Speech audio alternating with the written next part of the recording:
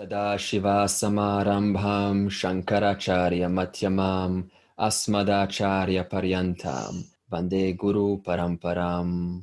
We talked about converting our sense of ownership into trusteeship.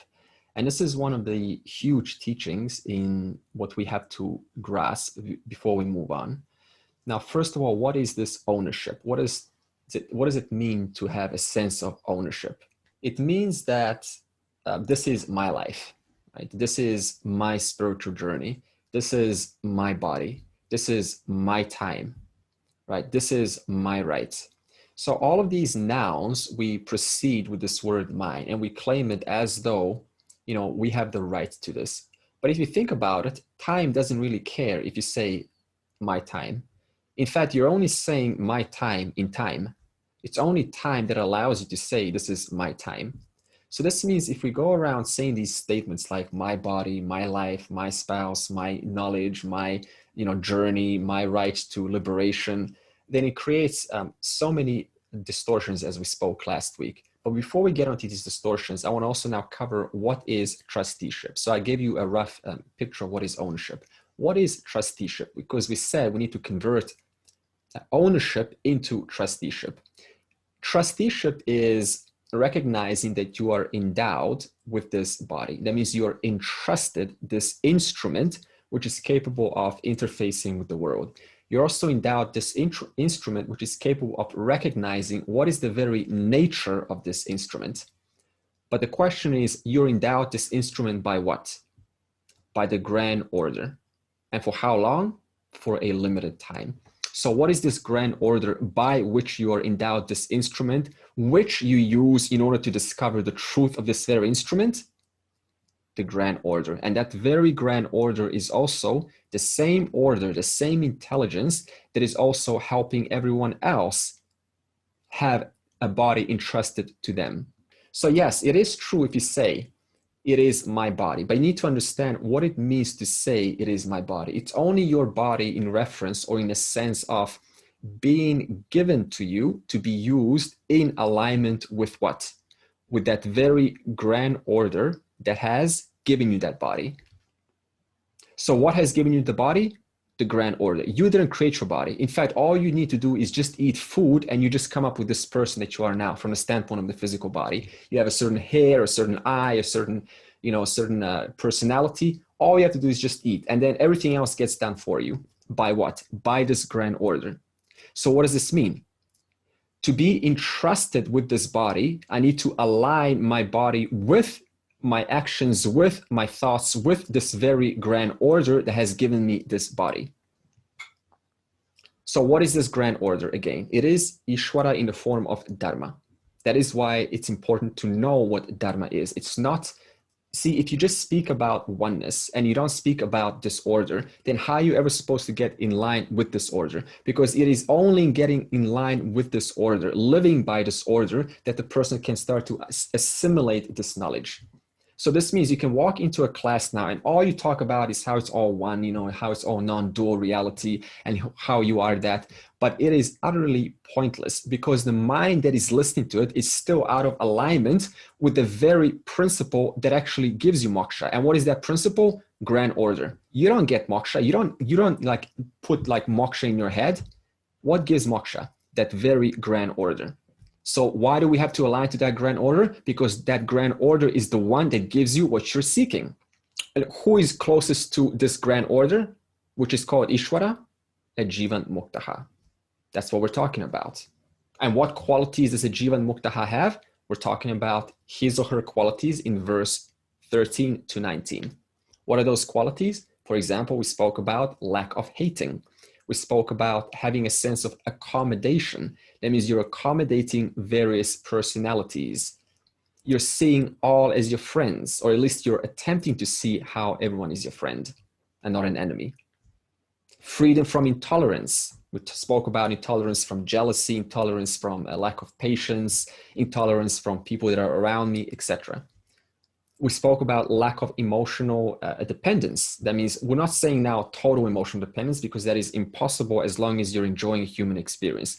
But we're talking about a binding emotional dependence whereby it's so strong that your whole life falls apart if you don't have it. That means you start thinking about it all the time as long as it's not there. That's what we're talking about when we say emotional dependence. We also talked about being careful not to provoke or invoke unnecessary agitation in those around us, in our environment. Now, suppose you're after moksha, right? Liberation, just a sense of like clarity and knowledge and harmony with the world and being in alignment with this order. Suppose that is your goal.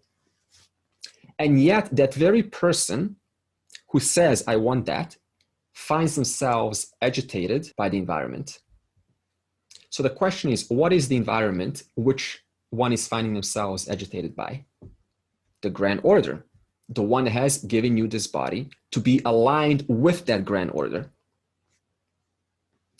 So let's do a little example to give you some context. Suppose you say, my spouse or my work is an obstruction to my liberation. So we can even take that statement apart now. How many errors are in that statement alone? My spouse, my work is an obstruction. So what is your spouse in your work? The grand order. My liberation, as if it's yours, right? So my work and my spouse is an obstruction. Very common statement. Or we kind of make this, whatever it is. I'm just giving you two examples. And I'm agitated towards them because they are an obstruction to my liberation. I'm agitated towards Ishvara, the one that is going to give me moksha, for obstructing me from moksha. I mean, how is that going to work out? I don't know. Now, let's take this example from the standpoint of having a mindset of an ownership that is my, and mindset of a trusteeship. Let's look at it from the standpoint of ownership. Since this is my body, my life, my time, and the spouse and the work is denying me what's mine, then how are you going to perceive that? How are you going to perceive your work, your career, and your spouse? As an obstruction. That's the first thing that needs to be looked at. Now, the irony of this is this very attitude, that means seeing what's in front of me as an obstruction, this very attitude is what leads to regression. But what's the person trying to do? They're trying to go into progression. So I am denying what's in front of me, and that very attitude causes me to regress back into my spiritual journey. Why? Because I'm rejecting what's in front of me. What's in front of me? Ishvara. So therefore, the spouse and the work becomes what? The very thing that you need to dissolve your resistance with. Because unless you do that, there's no moving forward. You see the importance of this teaching? So what do we do usually in spirituality? What's in front of me is an obstruction. So what do? I try to get rid of it. Instead, what's in front of me is the very blessing that I need to resolve my relationship with so that I may move forward. But we take it totally backwards. We say, no, my wife, my work, it's all there, just, it's a big burden onto me. Let's just get rid of it. As though that is the actual obstruction. But what's the obstruction? Your relationship towards the world. That just happens to be in front of you. There's nothing you can do about it because who puts it in front of you? The grand order. You happen to be in that situation according to your prarabdha karma, according to the cause-effect relationship. So we want to progress forward. How? By first looking what is causing agitation in me right now. What am I with that I'm resisting? That's where I start from. That's where your spiritual journey begins. Not, move out of the way. I'm listening to this knowledge. This knowledge is way more important than you. That is not how this works. And yet, this is what most of us try to do. For example, to give you some context, for a long time, I thought that my business was an obstruction to my spiritual, little, obstacle. And I just kind of battled over, how do I look at this business and spiritual? How do I bring them together? But I didn't quit. So what did I do? For the longest time, I tried to see how to turn this business, how to turn customer and order processing and customer service, because that's what I do as business. I have to answer orders, process the orders, and do customer service. How do I turn this into a spiritual sadhana? So for years and years, that's all I did. Every email, every communication, every telephone call, I was treating that as a practice. How do I develop patience? How do I stop resisting them? How do I answer in a polite, gentle manner instead of just sort of, let's get rid of you next, let's get rid of you next. In other words, you take what's in front of you, what's in your life, and that is your very spiritual sadhana that you resolve in order to move forward. So we're not trying to now look over there or over there. The solution is where? Exactly where you find yourself right now, today. Now, suppose you leave your spouse or your work, right? Because this is an abstraction, right? In quotes. What's going to happen then? That same mind that's agitated, you still carry on with you. That means the same narratives continue. So nothing has changed. Even in the environment is Mars, Moon, Earth, you still have your mind with you. So where do you start? With what you have right now. Therefore, we convert our spouse and our work into a blessing, into a spiritual sadhana itself, so that you may expand and evolve further. There is no skipping. We're very clear in the Vedas about this. There's no cheating. Now, let's look at this from the mindset of a trustee. That was the mindset of an ownership. That means my time, my body, and therefore everything else that's obstructing that should be moved away. Now, let's look at it from the standpoint of a trusteeship. The very grand order that we're talking about, called Ishvara, is way more intelligent than your own mind. We don't even know how to run our own bodies. That's why we take our bodies to the doctor. That means we need someone else's specialities in order to help us with what we claim is my body. So that's the first point. That very grand order, the one that gives moksha, is way more intelligent than you. So what does this mean? You, as a person, are exactly in the right place at the right time every single day. There is no such thing as I'm in the wrong place at the wrong time. Why? Because every effect is on the basis of a cause. Every moment now is on the basis of something that has taken on in the past. So where do we start? We first acknowledge where I'm at, what I'm doing, where I happen to be, and who I happen to be with is exactly where my spiritual journey begins. How? By developing and reorienting my relationships with those objects, with those items that are around me, whether it's an object, whether it's your career, whether it's your wife, your children, your family, mother-in-law, etc. So this is the very, very highly crucial point that we need to address. Otherwise, we can talk about, the 5 stages of bhakti and jnani, and it's all going to be completely out of context. Because as you listen to that, it sounds good, but in the person, in their very life, in their very real life, day-to-day actions, keeps on avoiding those things that are around them. So this is why it's about embracing and not about excluding. This is the first point. The other point I want to mention is what defines your spirituality is not what you should have and what you shouldn't have.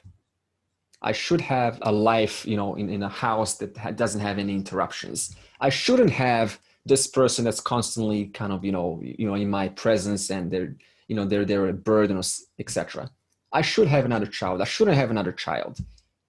So it's got nothing to do with what we should and shouldn't, but rather what is our relationship with what we have and what we don't have. That is what defines a spirituality. Not about our shouldisms, but rather about with what we have been presented with by the grand order, which is way more intelligent than you are and what you don't have. Take Mahabharata, for example. Who are the 3 wise people in the Mahabharata? Krishna. How is Krishna? He is colorful, joyful, active. I mean, he's the one that's in the battlefield, like fully engaged in life. How many wives did Krishna have? I don't know, but many, right? Constant engagement, dance, colorful, joyful, cheerful, constantly in life, maneuvering. What about Vyasa? How's Vyasa? Total renunciate, ochre robe, away from people. They only come to him when they have some questions, like one of those typical, rishis that we have in our minds. What about Vidur? How is he? He's a prince in a palace, politics, engaged in politics. And they're all wise. Now, can you find they're all wise, right? Is there any commonality in their lifestyles, in what they have and what they don't have? Zero commonality. What's the only commonality that they have? They're all wise people. So what I mean to say is external lifestyle, external, what you do externally, who you are with externally, has zero to do with wisdom. Your lifestyle has nothing to do with wisdom. The roles that you play in life has nothing to do with wisdom. What has to do with wisdom? A mind that is wise. Therefore, we cannot contribute only Vyasa to a typical person of being wise, because this is how we usually say, okay, only Vyasa, the one that's alone, pulled away from everything, no one's bothering him or her, only they alone are wise. What does Mahabharata display very clearly? Your lifestyle makes zero difference. So what I want to say here is, where do we start from? We look at our life right now and we begin to embrace it. You are exactly in the right place at the right time, and therefore start developing a proper relationship with those things that are around you. Because we just said very clearly, the lifestyle makes zero difference in one's wisdom.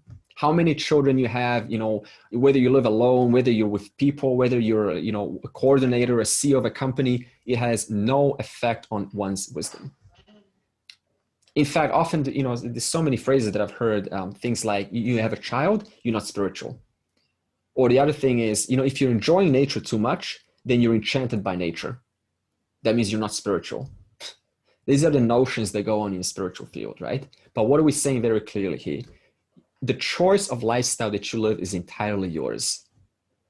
But it does not define your wisdom. That means you can put on a long beard, an ochre robe, but it doesn't say how wise a person is. The only thing that says that is your actual wisdom, which only you know. Okay, can someone summarize what I said? What is the message that I've been communicating?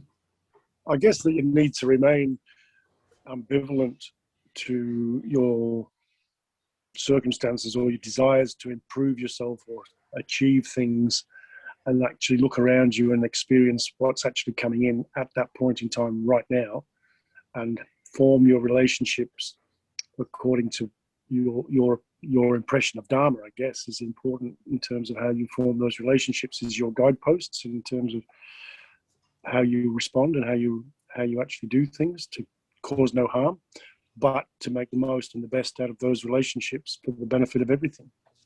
Good, Martin. Thank you. Okay, Robert? Yes, it's not the circumstances of your life or what appears that's important. It's your relationship to those circumstances and what appears, because the grand design and its intelligence has presented you with a perfect opportunity to establish that relationship as you need it.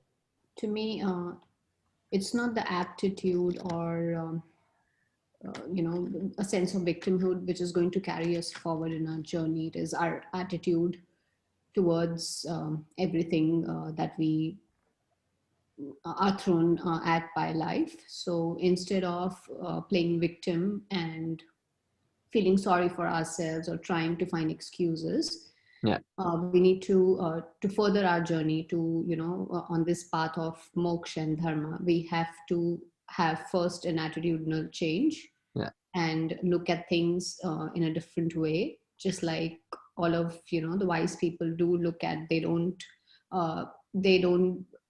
become extremely pleased with good fortune or sad by misfortune. So they try and look at it objectively and not, in a subjective manner, I guess. Good. Yeah. So Kritika is saying is, look at every moment is a blessing. It's a lesson to learn from. What can I extract from what is around me and use that as my starting point for growth? Right? Because, the biggest thing that suppresses this growth is trying to be somewhere in the future, living in some bubble that we set up. And then we think that by stepping in that bubble, suddenly everything in the present is going to get fixed.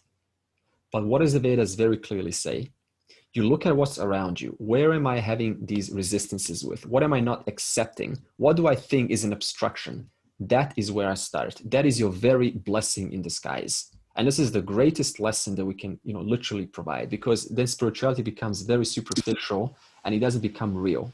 There's a saying Sadhguru says that always sticks to my mind. He always says, whatever there is right now is all there is. It can't be any other way.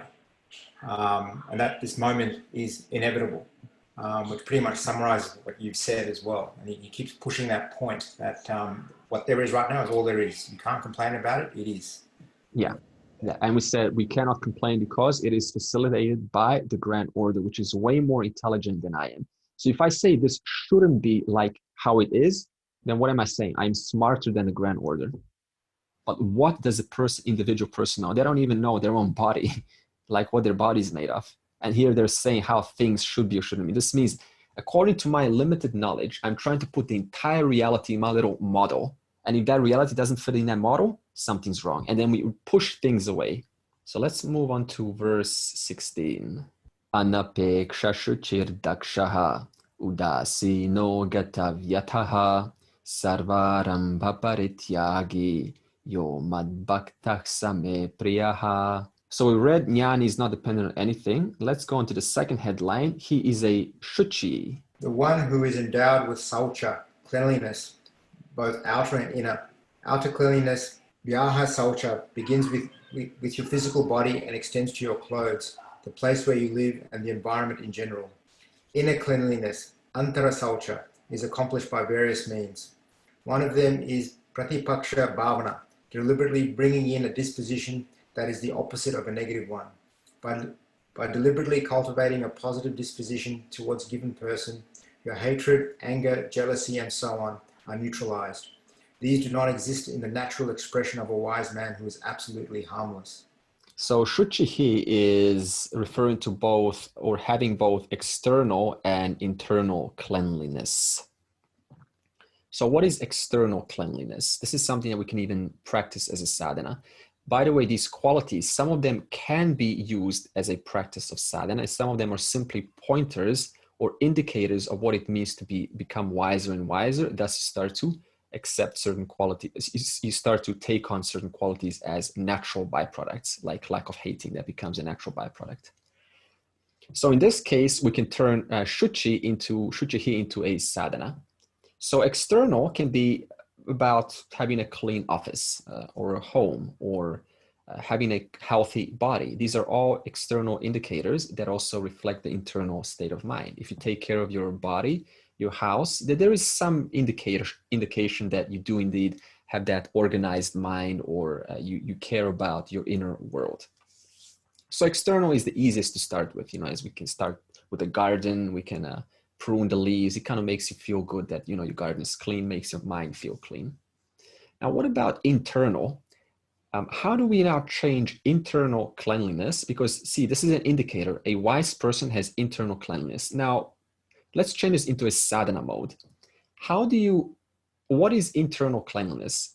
First of all, it means to be rid of those habits which are binding. That means those habits which just sort of only kind of like dominate the life. They kind of dictate what we do and what we don't do. Or we can just call them unproductive habits. Those habits which could be less of, could be reduced.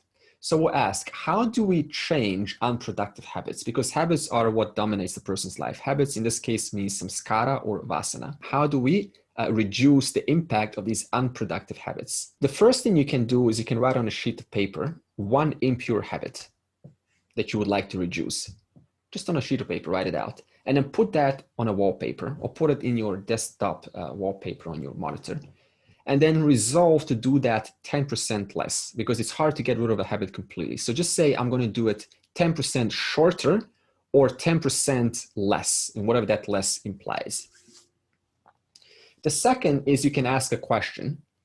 What is lacking in me? When I say me, I'm talking about your mind, of course. I'm talking about Atma. What is lacking in me that's causing me to, and then the undesirable behavior? For example, what's lacking in me that's causing me to have the need to be acknowledged? What's lacking in me that's causing me to have the need to be seen or acknowledged? What's lacking in me that's causing me not to put this knowledge into practice? What's lacking in me that's causing me to have unworthy feelings towards myself? This is an inquiry question. This lets you look into your relative mind. This is about getting to know yourself. This is called real spirituality, not saying, get rid of this, just focus on the one. Okay. The second is you can say, what is it that I don't know that if I knew, I would, and then you can put a benefit. What is it that I don't know that if I did know, I would integrate this knowledge faster? What is it that I don't know that if I knew, I would enjoy others' success as though my own? What is it that I don't know that if I knew, I would be more creative? The fourth thing you can do is you can ask these 3 questions before we go to sleep. And they help us to see how productive our day has been. Firstly is, what have I learned today? What one thing have I learned today? Second is, what have I enjoyed today? Because if we're not enjoying today, you're probably not enjoying your life.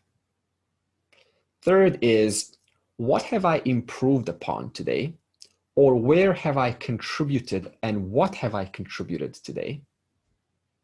Who is the ultimate contributor? Ishvara. The more of a contributor you are, the closer to Ishvara you are. What have I learned? What have I enjoyed? What have I contributed or what have I improved? The fifth thing in this statement I'm going to take, it says Pratipaksha Bhavana. So what is this? This is about finding a lighter thought or finding a lighter perspective towards your existing heavy one. What does this mean? Sometimes we carry these heavy thoughts. They just kind of pull us down. They have this weight onto them. They're sort of disempowering. You can call them even darker thoughts or just heavy thoughts. So now when a thought comes that's heavy, you just ask, what is an opposite version of this that would make me feel lighter, that will make me feel kind of more cheerful when I have this thought? For example, suppose you have a jealousy towards something or someone for being good or exercising a talent that you wish you had, and then go, I don't like them for that reason. So what we can do now is we can say, what kind of thought is a lot closer, more pure? We can say, I'm so glad that they are enjoying their well-deserved position because they have worked hard for it. Therefore, they deserve it. This is Pratipaksha Bhavana. You listen to your thoughts, those thoughts that are heavy, that bog us down, and we immediately take the time, a few moments, to come up with a positive, lighter thought. This trains you to think lighter, like a Jivan Muktaha, like a Jnani. Okay, and then it's Dakshaha. Dakshaha here means one who is capable of understanding things as they are. Relatively, he can quickly assess the situation and do what is to be done. The action called for in a given situation depends entirely upon your estimation of it, which, if it is to be objective, cannot be prejudiced by your anxieties and fears. Okay, that's enough. That gives us a good context. This is about honoring your mind's discriminative power, your Viveka Shakti. The greatest privilege that a human being is given is the ability to assess A or B. This is power of choice. An animal cannot even choose to be a carnivore for even 24 hours. In fact, it would die lying down by the meat, when all it has to do is just take one bite of the meat and it will survive. Whereas human beings were given this discriminating power to discern whether, what situation, where, what, how, where, and why. This is our privilege. And what does this do? It helps us to optimize or be more efficient with what we are doing. So this is where your power of choice lies. Now let's contrast this to a person that is yet to develop or yet to discover this discriminating power or yet to acknowledge this power. There's 2 extremes how we go about things. The first is we get carried away by whatever happens. Some kind of situation arises and then we just have this impulsive action. We just act. This is called aggressiveness. It is lack of viveka, lack of discrimination. That means I'm not pausing, I'm not assessing, I'm not seeing what needs to be done. I'm just reacting unconsciously on whatever my program tells me how to act. That's one extreme. The other extreme is allowing oneself to be, this is called a doormat, being like a doormat, being mistreated, abused, walked over, all in the name of forgiveness, all in the name of being compassionate. This is the other extreme called being submissive. 2 extremes. What's Dakshaha? Dakshaha is neither of these extremes. What is Dakshaha? It is pausing, Because in order to think, you need to pause. Why do you need to pause? Because the mind's always going through its own thoughts. So therefore, step 1, pause. Step 2, assess what's going on around me. Step 3, on the basis of your assessment, through your viveka, through your discriminating power, act within the limits of your capacity. Pause, assess, and then act. That's dakshaha. What else is dakshaha? From a standpoint of a wise person, it means the wise person's vision is impersonal. What does impersonal means? It means that I do not get enmeshed. I only act within the limit or within the sphere of my influence. That's all that I can do. Because you're a limited individual. Whether you're a wise person or not, you're still limited by your capacities. Therefore, act within your limited sphere of influence and leave everything else at its own accord. Leave it to someone else. Suppose that, for example, there's an excavator that's on the run, like, the person fell out, or, and the excavator is just going and destroying the environment.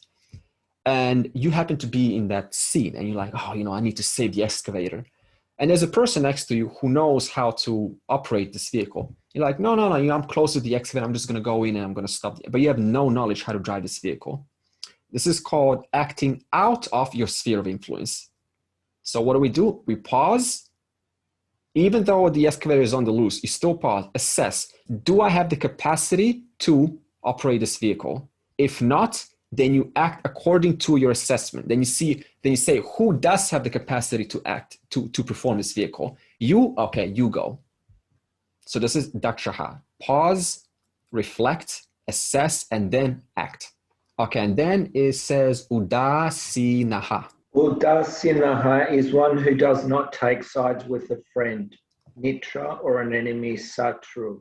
Any issue is relative, whether it is with reference to an economic system, a political system, a lifestyle, or any discipline. Okay, that's enough.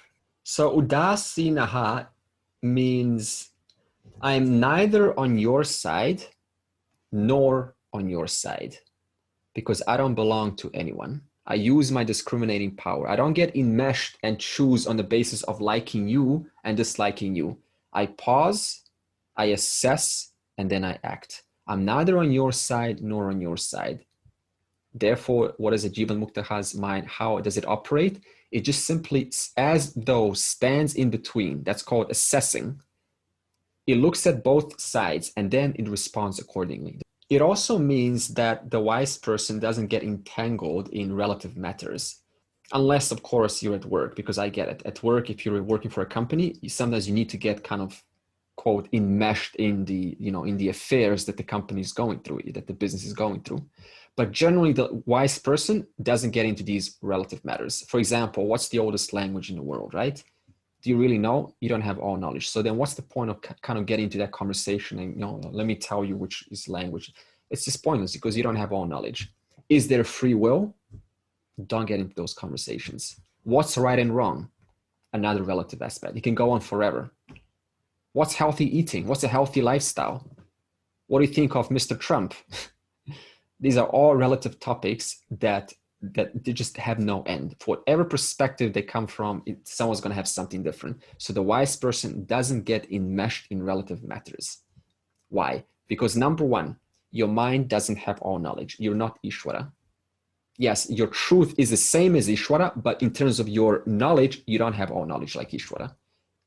Number two, relative topics are only strictly between a student and a teacher in whatever subject matter it happens to be.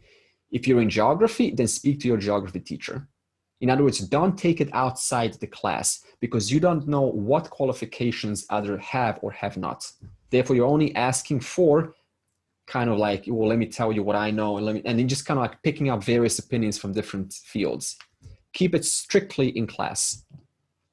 And number three, the wise person's vision is already complete. Not relatively, because it's not like Buddha, suddenly is driving the car and then the car breaks down and he's like, oh, I know it's a second spark plug. It's not like that. The relative knowledge is still not there because you're not Ishvara, but your knowledge in terms of the reality of everything is there.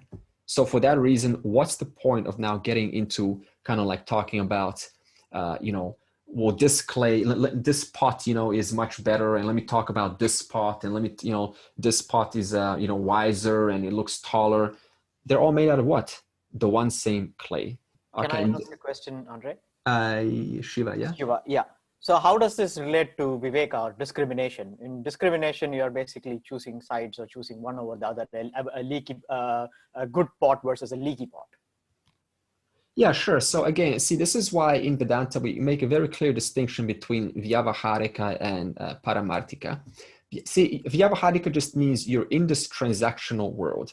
And from the standpoint of having this body, you still have to make decisions, and that involves using your viveka, your discrimination. But this means you don't get lost entirely into them because you always have knowledge of this Paramartika. That means the one content pervading in and through all names and forms.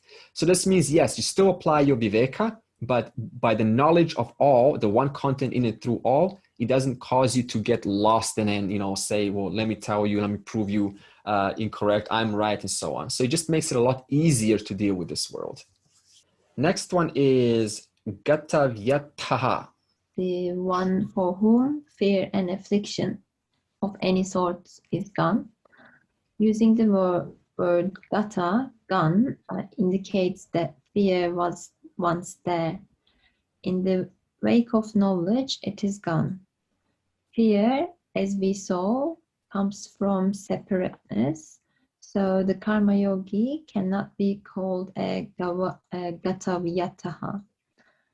He can be only relatively free from fear, whereas a gata vyataha is free from any type of fear, including the fear of death, which is possible only in the wake of knowledge. Okay, super, thank you.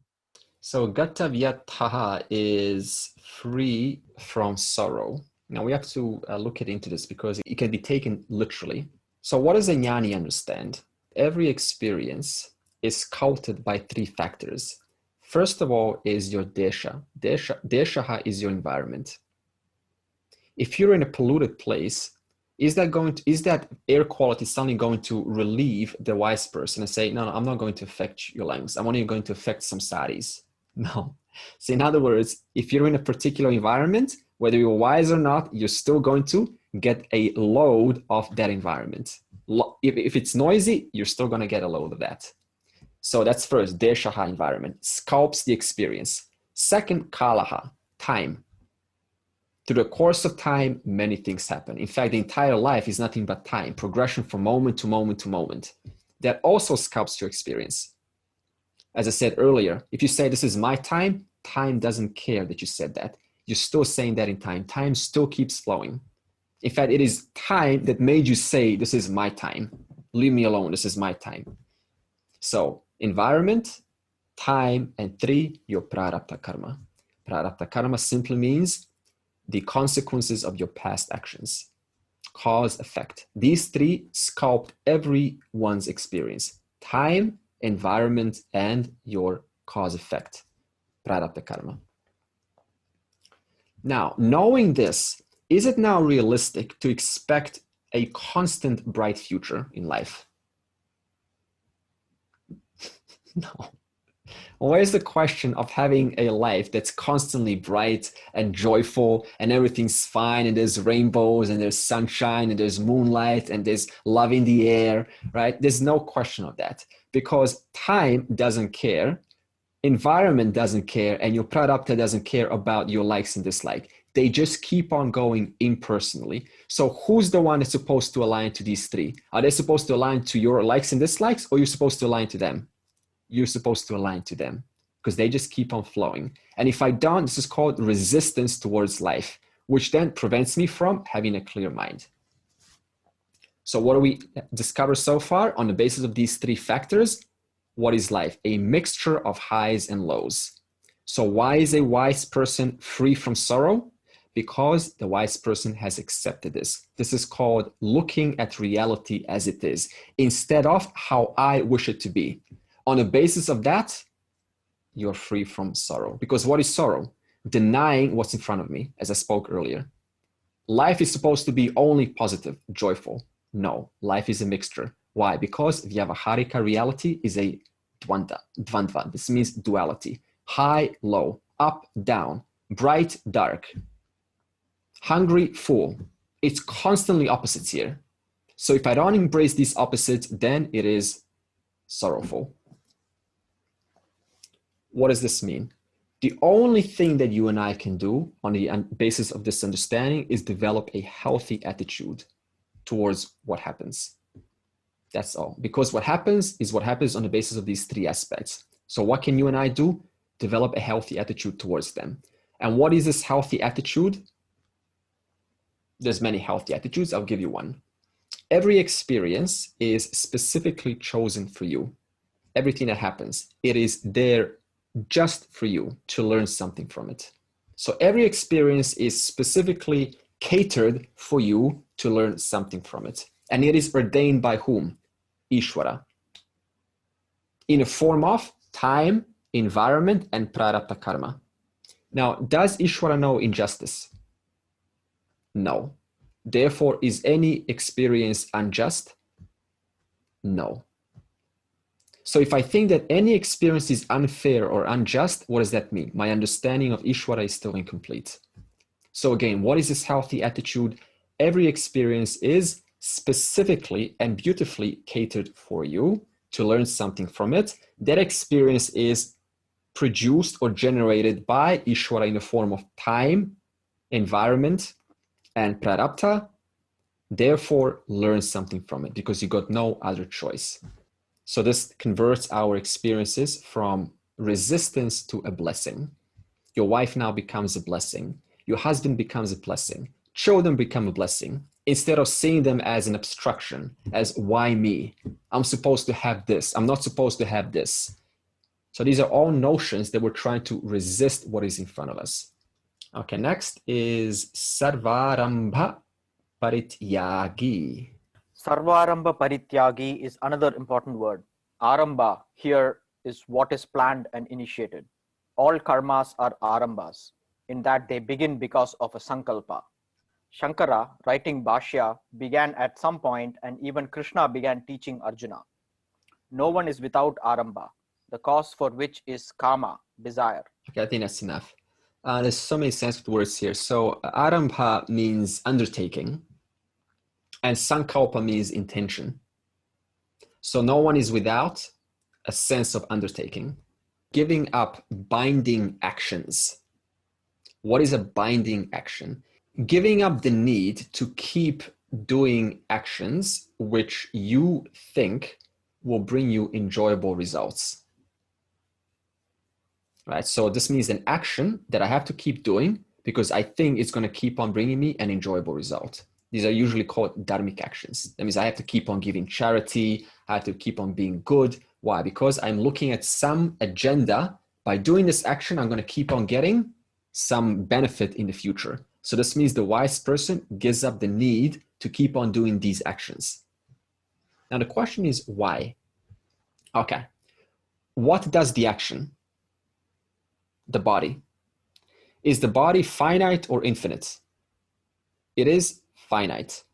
Can a finite body do an infinite action? Logically impossible. So where there is a finite body, finite thinking, finite mind, there is a finite action. If an action is finite, can an action that is finite produce an infinite result? Impossible. Finite body, therefore finite action, thus finite result. So now how many finites do you have to add to come to infinite? Finite plus finite plus finite plus finite, right? So what does this mean? If I keep on doing actions, thinking that I'm going to get what's the only infinite principle? The self, Atma.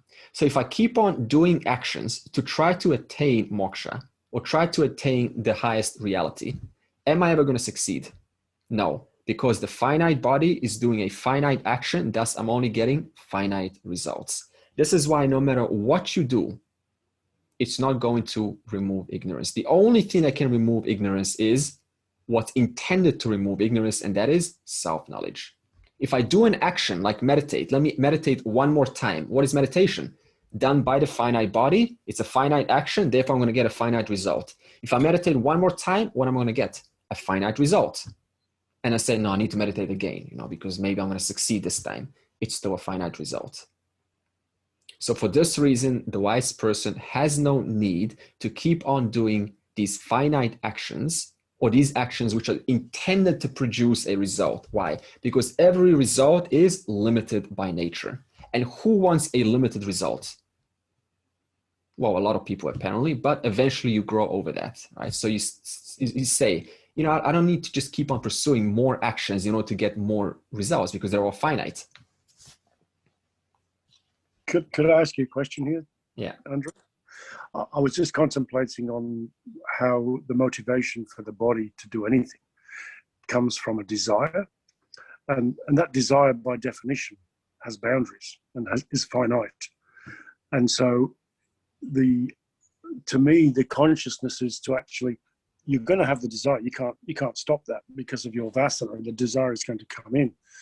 But to be conscious of that desire and see that desire for what it is, and just allow it to just rest rather than to pursue, helps you to retain that sense of renunciation, I guess, where the desire may be motivating you, but you're recognizing the boundaries and the finiteness of that desire. So you're not investing yourself fully in that. I'm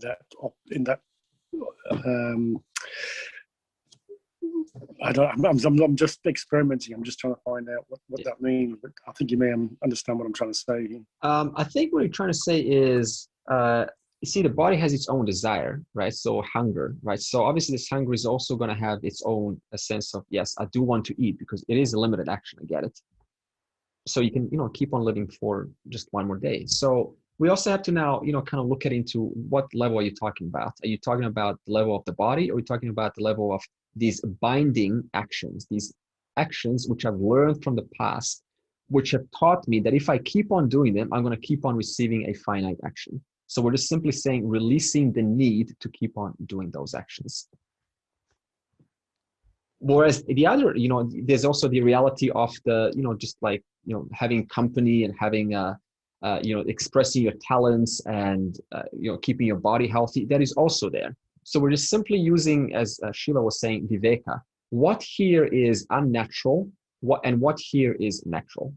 We're not trying to kind of discard, all of these, everything, because that's impossible as long as you're having a human experience.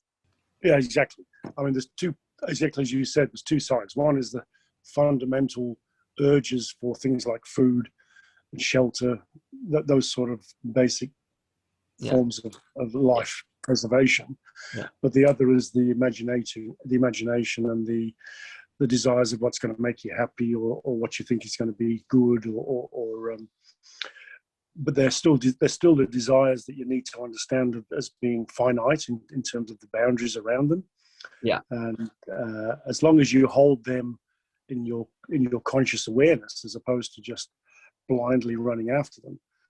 Yeah, in the Vedas, for example, we have certain mantras that are supposed to, get you to a higher loka after death. So an example of that, it would just be dropping that, because why would you want a loka? Even loka is just a finite experience, right? You're there for a couple of millions of years. A subtle body is there, right? You're not bound by this physical heavy body. But so what? That punya karma still exhausts, and you're back on earth in a couple of millions of years, and you have to start the journey all over again. So this means the wise person stops kind of seeking these experiences in the future, and doing these actions in the present to gain some benefit in the future. Because whatever is finite, it's still finite, right? The only thing that is worthy of pursuit is infinite, and it is self-knowledge. And I guess what I'm saying is it's not wrong to have that desire. Exactly. It's just that you need to hold the image of the desire as what it is.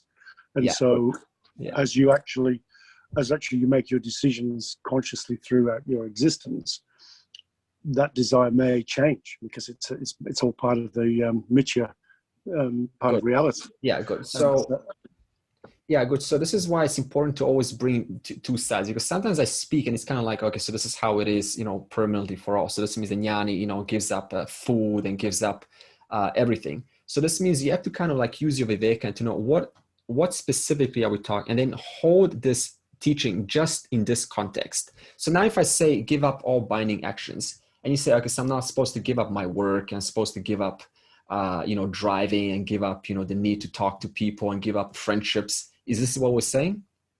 Absolutely not. Yeah. So we're talking about using still your viveka, but these are just these guiding points, guiders for you. And the second reason why the wise person gives up these binding actions is because if you think about it, can any karma palam top your fullness? Your nature being full, can any experience in the world top that? No. For that reason, what's the point of doing one more action in the hopes to get more completion? So jnani, having this knowledge full assimilated, clarity established, firm knowledge, on the basis of that, nothing can either distract me nor take away from me. On the basis of that, there's no need to keep on doing more actions. Now, of course, I'm not now saying, just do nothing, because that is impossible. As long as you have a human experience, you will have the need to do something, because your environment, time, and your prarabdha karma are still causing you from the standpoint of your body and your mind to think in a certain way and to do certain things. Yo na hrishyati na dveshti, na shochati na kankshati, shubha shubha parityagi, bhaktiman yaksame priyaha. Okay, so ya who na hrisyanti, who does not get elated, na dveshti is not hostile, na shochati does not grieve, na kankshati does not desire, ya subha asubha parityagi, the one who has completely given up good and bad karma, bhaktiman, the one who has devotion, same priyaha, he is beloved to me. Okay, thank you, Kritika. Okay, first is yaha na hrishyati na shochati. So this is not being emotionally overpowered by elation nor depression. Why is this? Because a wise person appreciates that your viveka shakti, your discriminating power, as I said earlier, is your greatest gift. So as long as you're a human being, that is your gift. And therefore you don't let emotional highs overpower or take away your capacity to be rational. That's why the wise person is not emotionally overpowered, because the previous sadhana, you have trained your mind to think. That's what a manusha means, a thinking being. Intellect is your guiding point of life, and emotions subserve to the intellect. But how do we usually go in life? We let emotions just impulsively start, and then the intellect starts to justify those emotions. So we are now simply acknowledging this intellect from a standpoint of a human being is the one that guides my life. Emotions simply respond according to the intellect's capacities. I'll give you an example. In Ramayana, remember when Dasharat exiled or decided to exile Ram, how did the people of Ayodhya and Lakshman respond? They were highly disappointed. They were overpowered by emotion. But how was Ram? Composed, right? In fact, he was as composed as any other time. Why? Because Ram's intellect is still working, whereas temporarily the people of Ayodhya and Lakshman's buddhi temporarily subsided. Therefore, they had this overpowering of disappointment and how could this happen, and this is unjust, etc. Whereas Ram, composed, still peaceful, able to think. Pause, assess, act. The other example is, suppose you have do some spiritual sadhana or some meditation, and you have this amazing epiphany. Now, what often happens is we get so overly emotionally overpowered by this that we don't reflect upon it. We don't say, what happened here? What could I learn from this? We just sort of like fall into this emotion and go, oh, this was so incredible. I loved it. And then it just passes away like one more experience. So what is this about? It's about saying, what happened here? What can I learn from this? What is this? How does this relate to me? What can I make out of this? Therefore, we're talking about using your discriminating power. Now, what's the least you can use your discriminating power for? The least you can use it for is to have that discrimination, to be able to say, when am I losing my discrimination? That's the least you can hold your discrimination. So this means the moment that capacity goes, then emotion comes. So the least you can do is, okay, you say, I'm starting to lose my discrimination. That is the least discrimination you can have. Therefore, we never lose connection to that capacity, which is what every human being is endowed with. For example, suppose an angry person, can an angry person in a car afford to get so angry that they lose their discriminating power as to how to drive? No, they're going to crash. In that same way, we can never afford to lose the discriminating power given to you as a human being. Otherwise, accident. And that accident has to be then accounted for later. Na dveshti na kankshati. This is freedom from expecting specific results from your past actions. I did this, therefore this should happen. This is a big one. And this is what makes, what causes a life of sorrow. Because, we do something on the basis of our skills and then, we say, okay, so I'm so much worth value. And on the basis of my value, this is what I should receive. Suppose now, I talk and I'm like, everyone's supposed to give me a standing ovation. Everyone's supposed to love this. It's supposed to be the greatest speech. If I did that, I would not be teaching, right? In the same case, if you're working for an employer and you say, on the basis of my talents and, I'm Vedanta, etc. What I write, it should surprise people. I should love it. What I say, everyone should be listening. So this is how we create these bubbles, our own rules. And if the world doesn't respond to those rules, then we go into a crash. It doesn't now mean that a wise person doesn't have likes and dislikes. This is the first important thing. We often think that a wise person is completely free of likes and dislikes. The point is you have your sanchita karma. Sanchita karma is like a fountain of likes and dislikes constantly falling into your mind. So this means everyone, number one, including a wise person, will have likes and dislikes. The only difference when we says not dveshti, not kankshati is, even though you have likes and dislikes, you don't insist on getting specific results. So this is the attitude of karma yoga. Remember karma yoga earlier? This means exercise your talents, your skills, but understand what are the three factors that control the environment? Time, environment, prarabdha karma. And you don't control these three. This is the grand order facilitated. Therefore, do not expect results because it's only going to lead to disappointment. So all you can do is just do the best that you can. What happens, it is not up to you. Okay, next is Shubha Ashubha Parityagi. The mind has matured or gone over this need to do good actions to enjoy a future result. This is kind of similar to the previous one I was saying. Because first of all, every punya is finite. Even if you do something good, right, and you expect a positive result or you have a positive result, that punya that is generated, it is still finite. That means it's not going to last. And what happens eventually? It gets exhausted. And then we go into this crash. Oh, I miss it now. It was so good while I was having this experience, or this was in my life because I did something that, brought it into my life as a result of my actions, and now it's gone, right? So there's this crash, there's this aftermath. Also, the wise person, we're still on Shubha Ashubha Parityagi, is disinterested in papa karma. What is papa karma? Taking advantage of loopholes or finding vulnerabilities and then saying, okay, so there's some vulnerabilities, some weaknesses, and I can kind of like exploit them and take advantage of that. Why does a wise person not do that even though nobody's watching?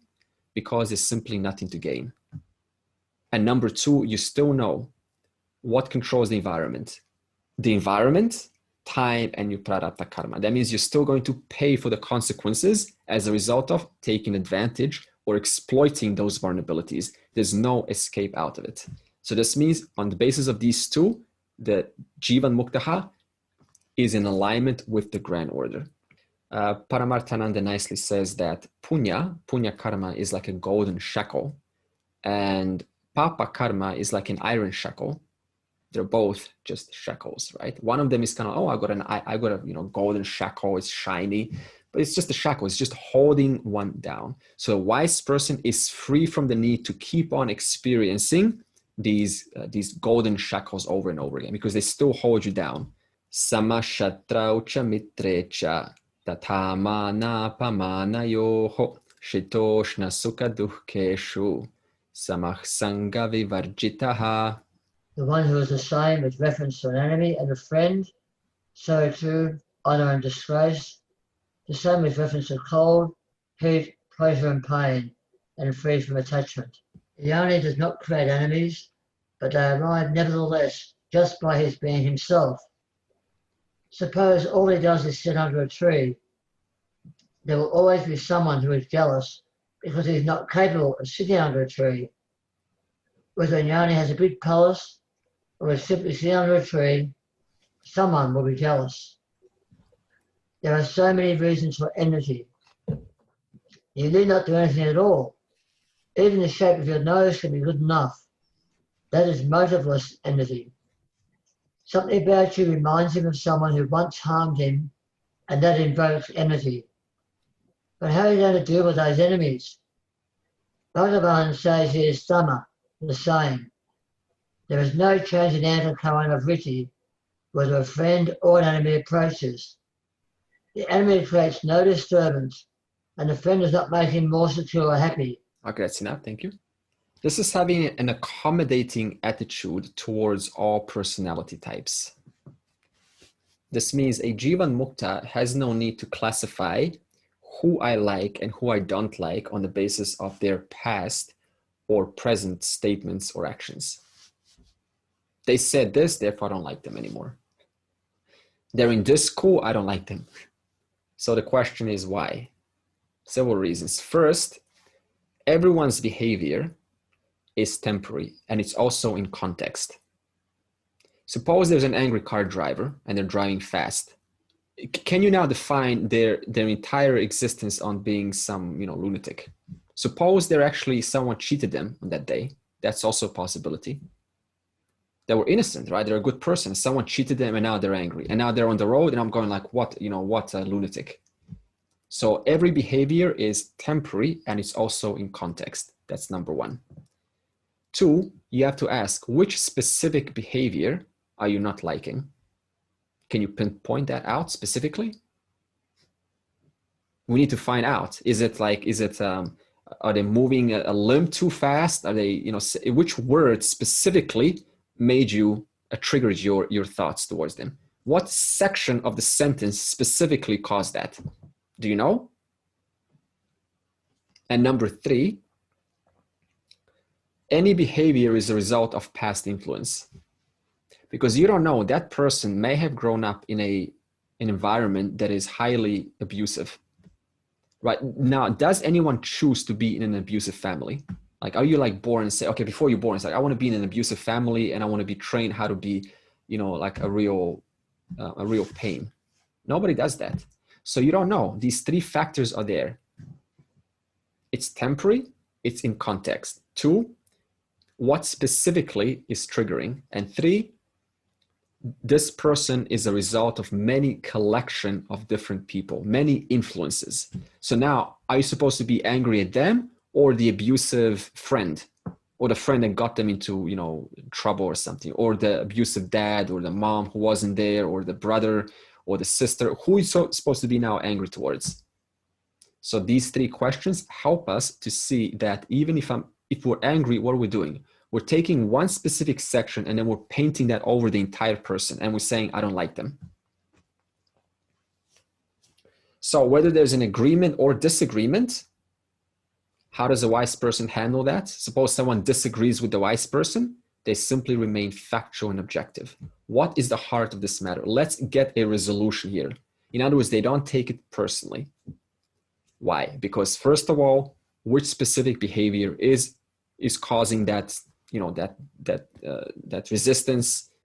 That person is a result of many influences. And number one was every behavior is temporary. On the basis of that, you can remain factual. You don't have to get insulted or take it personal.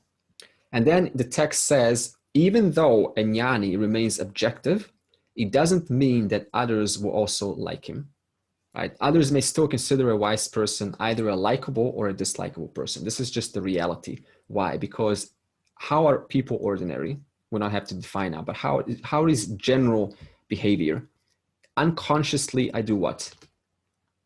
I project unconsciously on the basis of my samskaras, on the basis of my past actions. This is how it is usually. So now you're doing nothing, right? As it says in the text, you just have an ordinary nose. Now suppose that person, was kind of like abused by someone who had a big nose, and you just happen to have a big nose, and now you suddenly become the victim of dislike. So this is called unconscious projection, and this nobody can stop. So these reasons help us to understand there is no reason to take anything personally, because there are so many influences at play. I guess that's the fundamentals of racism as well. Yeah, it is. It's it's a generalization, and then painting, on the basis of a certain skin color. My question is, what happens if you have this, this disease that destroys the pigmentation of the skin, and then the black skin turns into white? Is that person now suddenly relieved from racism? Right? A moment ago they were called black and etc., and now suddenly, you're the best, you're my best friend.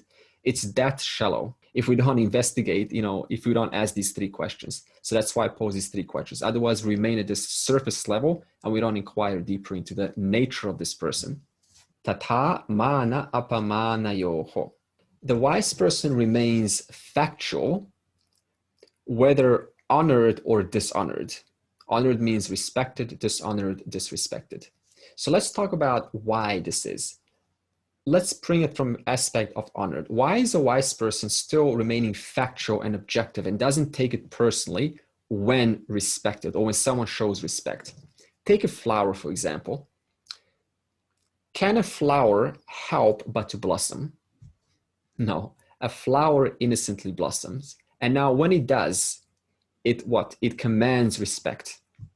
Now, did the flower blossom to command respect, or it just innocently did so by its own nature? It did innocently. In that same way, a wise person cannot help but to shine their insights. The respect that a wise person receives just happens to be incidental. So it's not like the wise person is, wise just to get respect. It's just that their helpless nature to investigate into the nature of reality that just happens to command respect. Now let's look at it from the standpoint of dishonored. Why does a wise person remain objective and composed even when there is a disrespect towards oneself? Now think about it this way. When someone feels a sense of dishonor or disrespect, what does this mean? Suppose you feel disrespected now. It means you want people to treat you in a certain way. So this means the person has rigidly created a certain rule set, a certain table of what it means to be respected. If this matches, then I'm respected. If this matches, then I am respected. If these five match, I am super respected. So how do we now create this table? What happens? We create it through our life in a past, right? What happens now? Maybe with some friends, mom, dad, and then we create this rule set. Now let's look at the reality. This is how it is, right? We create this rules. And if this rule set gets satisfied, then I am respected. What is the reality? First of all, you may get respect according to your rules under 4 conditions. Number 1, you get more of what you wanted. That means your rules get satisfied even more. That means you feel super respected now. You may get opposite. That means you don't get anything of what you wanted. You may get less of, or you may get exact. I think I put it in the right order. You can get exactly as you wanted. You can get opposite, more of, or less of. Now, what do we depend on? We usually depend on more of or equal. But what about the other 2? So that's only a 50% chance there. Second, everyone is subject to moods. As I said earlier, it's unrealistic to expect a consistent bright future because it is a series of those 3 factors. So everyone has moods. If I'm lousy, I disrespect you. If I feel good, I'm neutral towards you. So even the moods of the other person depends on whether you're respected or not and how disrespected you are. Now, you don't know what the life of that person is, right? You don't know what happened in their day. Maybe someone kicked them, or maybe someone just kind of like scratched their car and now they're feeling lousy, and now you're kind of like in their space and they disrespect you. And you go, oh, what a person, what XYZ person. But you don't know what took place to cause them to disrespect you. Number 3, there are cultural differences. You expect to be respected in a certain way. And yet this person, whoever that is, has a cultural rule set that says something else. That means for them, respect is something totally different than to you. So to them, respect is one way, but to you, respect is another way. So this means on the basis of that, you never receive respect because it's a cultural difference. And the fourth one is, what if that person has a different way of showing respect than you expect? What if to them, respect is helping, like, just kind of doing favors. But to you, respect means I need to be told how great I am, how, like, what an amazing person I am. But they just don't do that. To them, it's like, what can I do for you? Like, I don't want you to do anything for me. So what are you saying? I don't want you to respect me. So these four are what you're up against. So only two so far guarantee. I get exactly of what I wanted, or I get more of.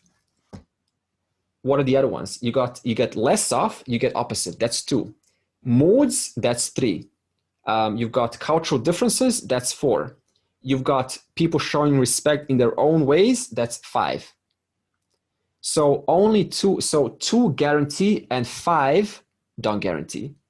So can now a person go through life going 2 out of 5? No. That means waiting to have respect is out of the question. You only have 2 out of 5 chance. Okay, why else does a wise person remain objective towards honor and dishonor? Let's look at it from a higher standpoint. Because anything that is honorable or dishonorable, it's always in reference to mithya names and forms. It's kind of like walking into a golden store and you say to the keeper, please put all ornaments in 2 categories, one into dishonorable ornaments and into honorable ornaments. They're all what? They're all just gold.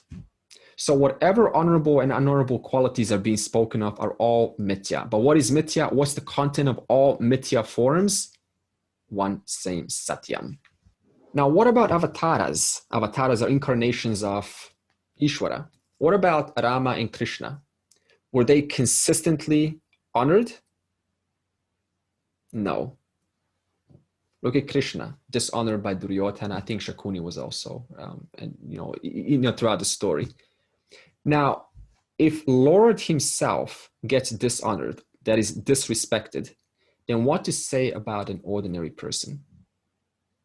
If the Lord, the all-knowing Lord in a body, is disrespected and dishonored only to the lack of knowledge by those who are dishonoring, then what to say about you and I who are consistently walking around going, I want to be respected, I want to be treated in a certain way, and I want people to respond like this to me on the basis of what I know, on what I am, what I've done in the past, is just completely unrealistic. Because it takes a relatively wise person to see another wise person. But we don't find ourselves surrounded by wise people. Maybe only in the class. Okay, a little riddle for you. In the Vedas, there are stories whereby when somebody disrespects or dishonors the Lord, then what does the Lord do? Lord gives them moksha. I think this happened with Sugriv's brother Bali, when Bali was shot by Ram's arrows. Remember that scene if you watched Ramayana? Okay, and then, Bali's like, I've been, and then Ram's like, I think it was Bali who said, I've been now given liberation. I've been freed by the Lord. What does it mean? Because in the Vedas, it says, Lord gives them moksha. The one who disrespects the Lord gives them moksha.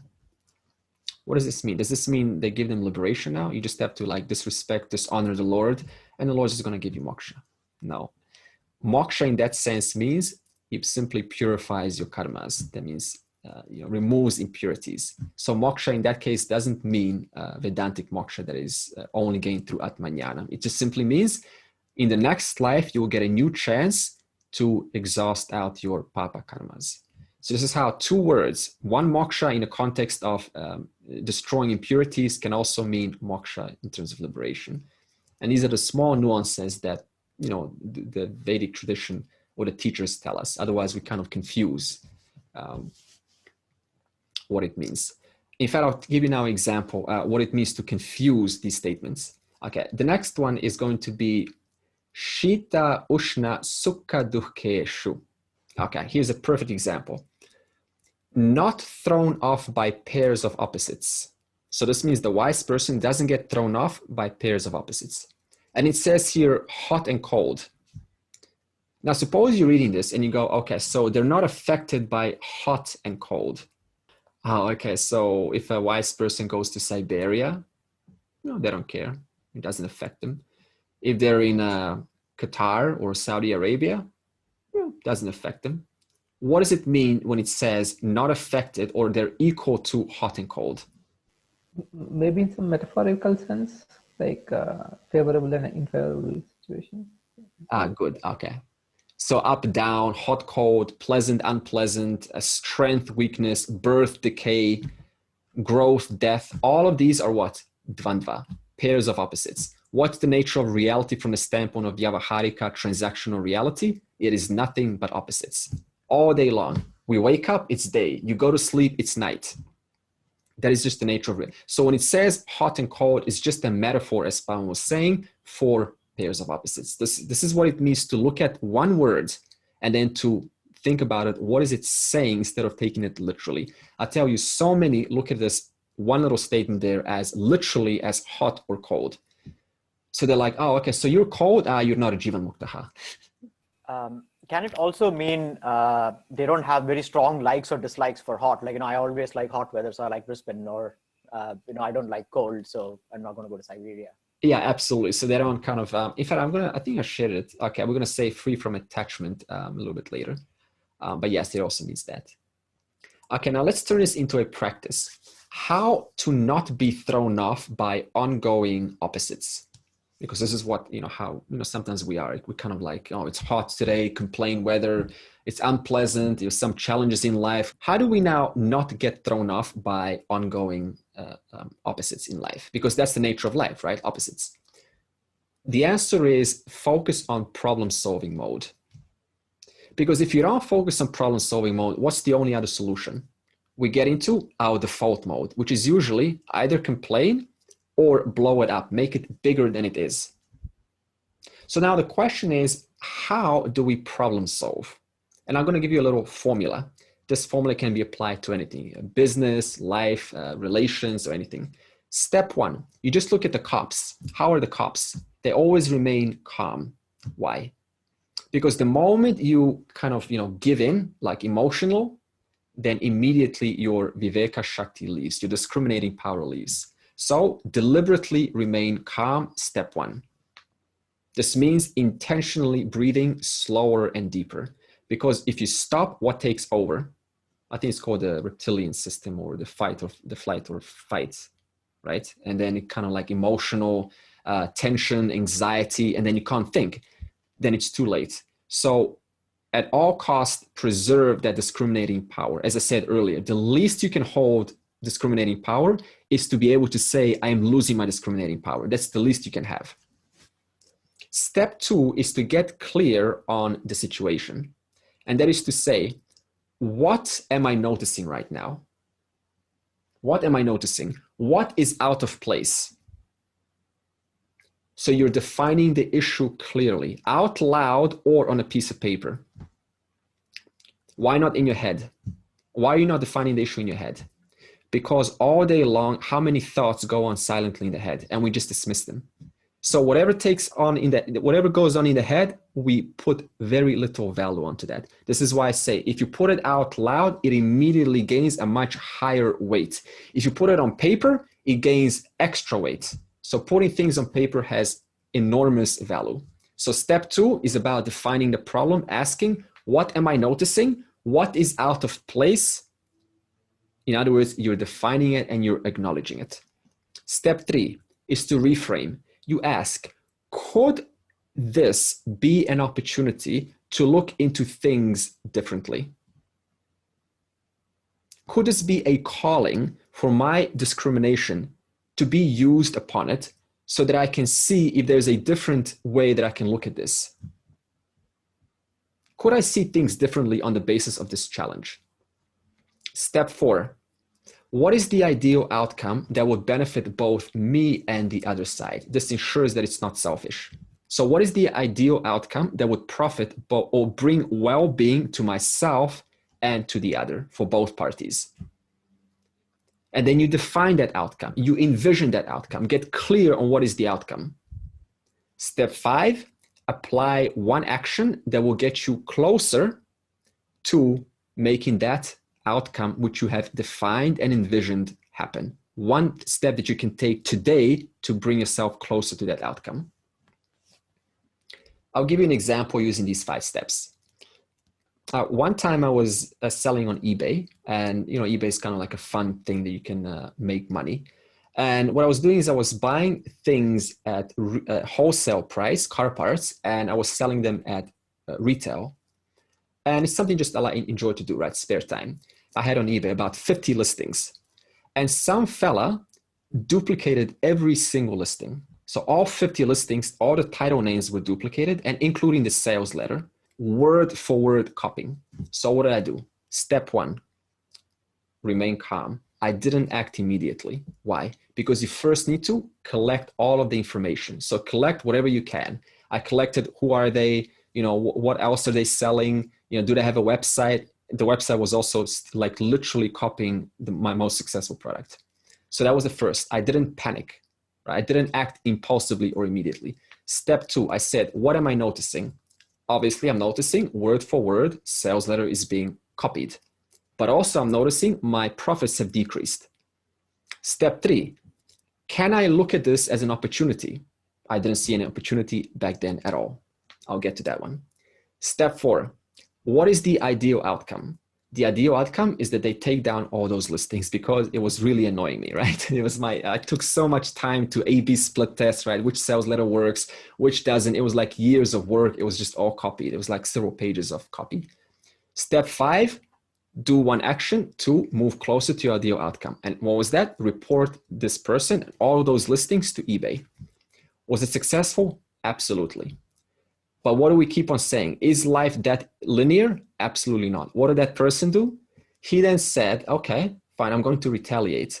So that person then contacted eBay and said, see this fella? He's stealing all of those listings from my website. And that website was actually my sales letter, right? So he created a website that had my sales letter on and said to eBay, see this website? This is the original website. All of those listings are all copied from my website. Guess what? eBay took down all of my listings. So what did I do? I then, I told eBay, this is a absolute retaliation. And I showed all of the evidence, how my sales letter was there for years. I showed all of the proof. eBay didn't buy any of it. They just kept on taking all of my listings down. So this means overnight, my profits just decreased about 70% because my eBay at that time was my major income source. So what did I do? I went to step 3. What's step 3? You look at this as an opportunity. So I asked, could I look at this as a way to see things differently? Could I do things differently on the basis of what has happened? Yes. So I said, eBay is taking 6 days a week, 8 hours a day, because if you get one little delay, they leave negative feedback. Negative feedback equals less profits. So it was constantly forcing me to be there with the customers, right? It was taking all of my time. So what I'd say, you know what? It doesn't matter. I think it's time to move away from eBay. So I sent all of the traffic and I got some SEO packages, right? Some A/B split testings on Bing, Facebook, Google AdWords, different marketing channels. All of that I redirected to the website. So all those hours that I was spending just kind of keeping customers happy to not leave negative feedback on eBay, I spend it all on the website. What happened 1 year later? My work time went from 6 days a week to 2 days a week. From 6 hours a day to only 1.5 hours a day. Has the profits been lost? Absolutely not. All of that traffic is now back. Everything's fine. In fact, if that didn't happen, if I didn't apply step 3, I would not be teaching this because, if you're working so long, there's no time to study. So this is a formula which can be applied. Why am I saying this? How? Every loss has a hidden opportunity. If we don't look into that hidden opportunity, we keep on doing the same old thing and you just keep on losing out. Now, what I want to say is life cannot be put into a formula, by the way. This is just a formula that I just sort of created on the spot to kind of give you, to inspire you how to think. Because life is not about, okay, just apply, go back to step one, breathe, right? Step two, kind of envision the idea, etc. It's not like that. So I'm just giving you a template how to think. You're supposed to create these solutions on the spot. Sangha vivarjitaha. This is freedom from attachment. This word attachment is a huge word in the spiritual world. So we will first define what is attachment. Attachment means I need this to give me a sense of fullness, to give me a sense of well-being. And if it's not present, then what happens? I immediately notice that and start thinking about it, start missing out on it. So the moment it leaves your space, immediately all of your thoughts and your focus goes onto that object. You start imagining, I need it for my well-being. Without it, I'm small, I'm little, I need it. So it takes all of your brain processing power and redirects it to that object of attachment. That's attachment. Now the question is, why is a wise person free from attachment? What is attachment? In other words, if I put it in another word, it's the need to control your environment. In other words, I have to have this. So what do? I control the environment and I make sure it is in my presence. That's called attachment. That is the need to make things as I want them to. There's two reasons. First of all, the wise person's sense of fullness is far greater than any object can match. Right? If your fullness is complete, then how can any object match that? There's no logic there. So that's the first reason.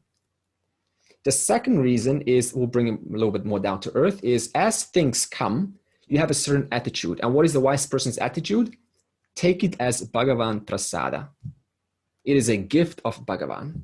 It's a blessing. That means every experience is a teacher.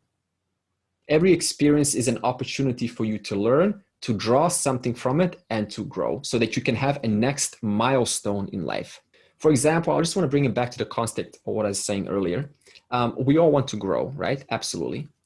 And suppose now we're uncomfortable with something. We're uncomfortable with X. We'll just put X, whatever it is. You kind of like, have some resistance towards X and you don't want to embrace X and you're uncomfortable towards it.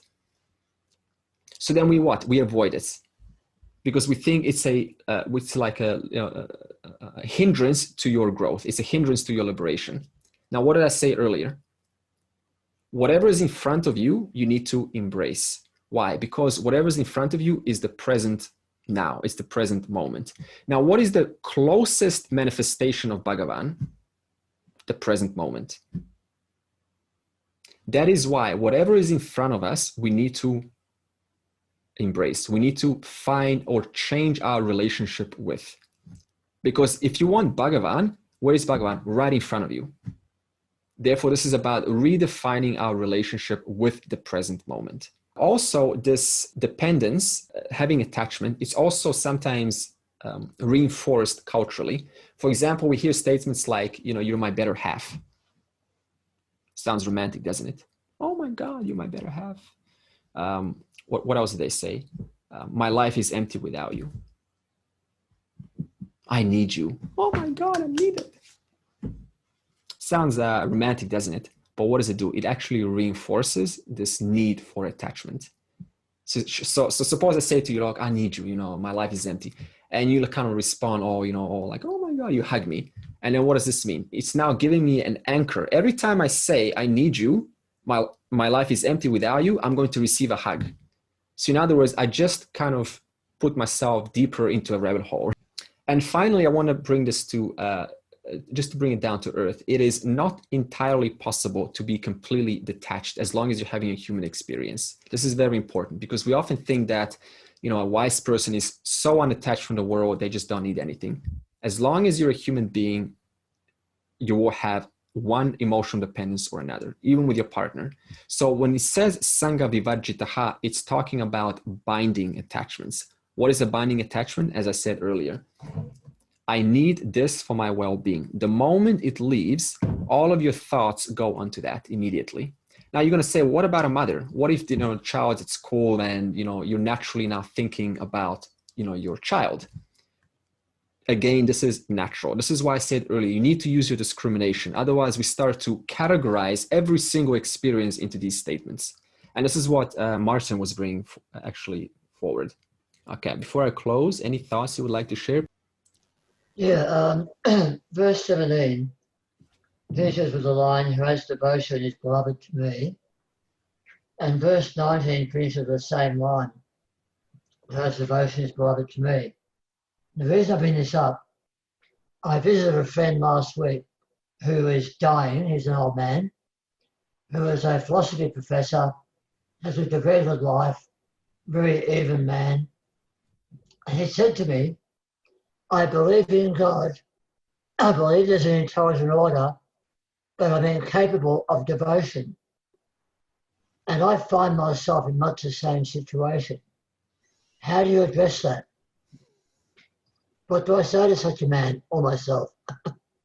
Okay, well, first of all, you need to understand what devotion means, because if you don't define what devotion is, then you will be looking for devotion and then you find yourself already being devoted. For example, you're interested in self-knowledge. That is devotion. You're listening to this session, right? And if you're not listening to this, you're listening to something else. That is devotion to truth. So that question is on the basis of what? Not having defined what this word means, and now I'm expecting to kind of go into some bubble of devotion, but I haven't even defined what devotion means. Not feeling the emotional response of worship is more like an intellectual understanding. It's still devotion. Devotion just means interest to something. You have a attraction for something. That's devotion. I guess what you're saying is that you're changing your focus back into duality again to try and be devoted to something that's an object as opposed to recognizing consciousness. And that's the only true devotion is the devoted to the self, the consciousness, the awareness. And that's it. Yeah, and you can also expand that because, everything we talked about Satya Mithya, the content of every pot is the same clay. So you can devote towards an object as long as you know the one content is consciousness, then you're still devoting towards consciousness, right? So this means if I don't have the knowledge of Satyam, then I'm devoting to what? Individual objects. The moment you bring in Satyam, then you're not only you're still devoting to the one, but now in different forms. So this means your devotion takes on a much more expanded view. Sarve bhavantu sukhinaha, sarve santu niramayaha, sarve bhadrani pashyantu, ma kaschit dukkha bhag bhavet. Om Shanti Shanti Shanti.